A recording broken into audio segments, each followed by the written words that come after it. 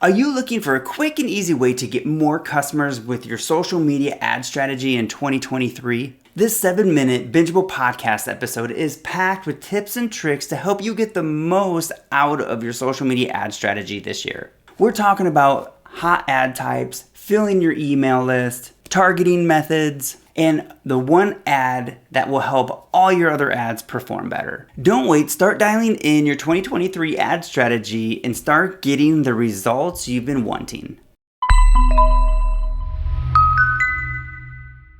Hello and welcome back to another episode of the Grind and Grow Marketing Show. Today we are talking about your social media ad strategy in 2023. Okay, so when we think social media ads, we're talking about Facebook, Instagram, and TikTok. There's a lot of other social media platforms such as Pinterest, LinkedIn.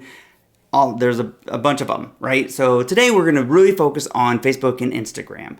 The one important thing to remember when it comes to running social ads is it's interruptive marketing, interruptive ads, right? So the people that are seeing these ads were not looking for these for your business, or they were not looking for your service, right? Your ad was shown to them because you tagged them, or not tagged them, but you targeted them with your ad. So they matched some criteria and now they're seeing your ad in their feed and you're interrupting their feed. So that is interruptive marketing. So way different than a Google ad, which they're seeing you because they search for you.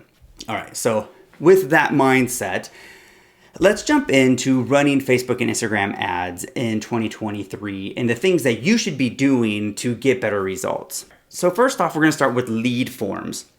So lead forms are basically it's a type of ad. It's an ad type. When you go to create an ad, you can select a lead form ad. And what it does is it basically removes your landing page. It basically is going to collect the user's information right on Facebook or Instagram using an in-app form to collect this information.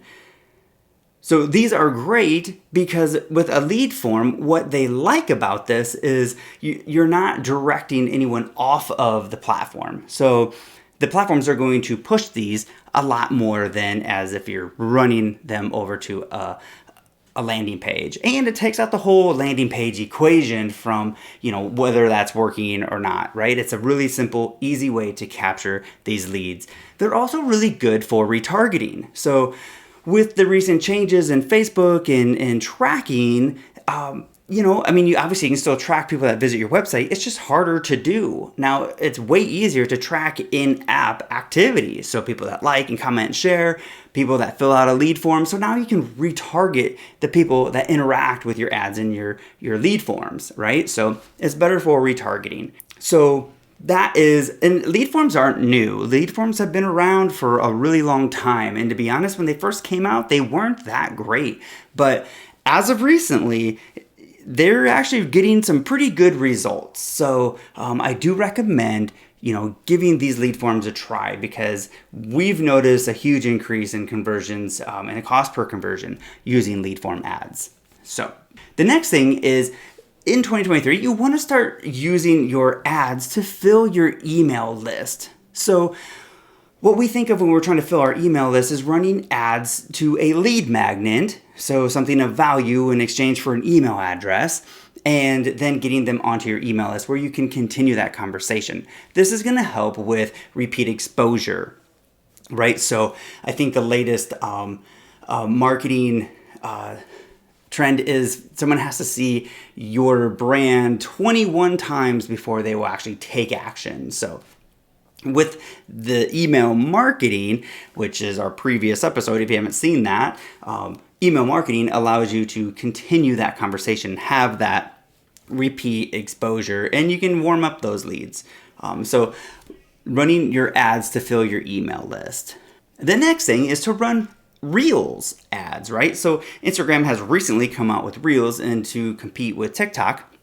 And they are going to give priority to the new things that they're offering. And Instagram's even said that they're not a photo sharing app anymore. They are a video app. And, so they're going to push Reels. So why not run Reels? And when you do run Reel ads, you want to use the placement for Reels and Stories. And I would actually recommend just selecting those 2 placements. Not all of them, just Reels and Stories. Reels are going to create over more than 60% engagement than any other type of post. So they work really well. One of the biggest things you really want to focus on when doing Reels or running Reel ads is the first 3 seconds of that video. This is what we call the hook, and it's the most important part. It's what's going to capture them in. So if you have a great video, but no one's sticking around to watch it, then it doesn't matter, right? You have to get those 3 seconds really dialed in to capture their attention and want them to want to see the rest of the video.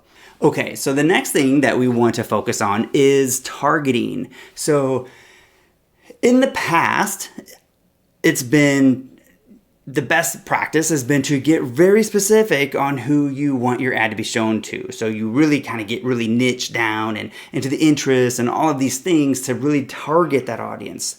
With the changes of the algorithm, now the best way to go about it is to go broad, big open targeting, right? So really just select as few as things as possible. So you want your audience to be in the millions and plus, and you want that algorithm to find the people that are going to convert, opposed to you telling it. It does a really good job at this.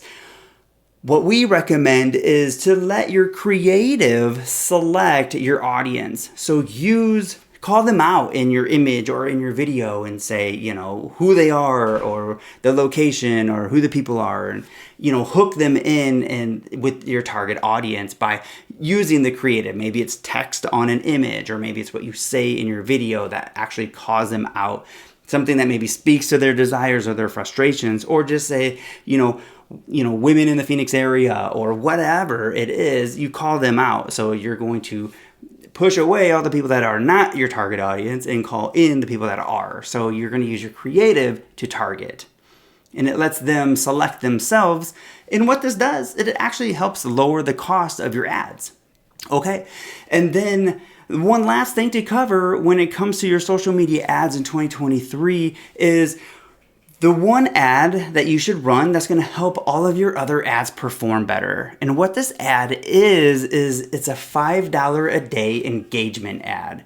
So you're going to take your most engaging post that you've put out there that's related to your business and turn it into an ad. And you're going to run an ad on this. And you're going to choose the engagement ad type, not anything else, just engagement. Because all you're trying to do is get the algorithm to just start showing your post and to learn who interacts with it. What we want to have happen is for the machine to learn who engages with your content, who's interested in it, who likes it, who shares it, who comments on it. This is going to help train the algorithm who to show your content to. So when you run your next ad, it's already going to know, oh, well, I know this type of person likes to engage with their information. So this one ad continually running is going to help boost your all your other ads. Anyway, okay. So that is your social media ad strategy for 2023. This is your 7-minute, and I think we kept it close to 7 minutes here this time. So anyway, if you have any questions, don't hesitate to reach out, and we'll see you in the next episode.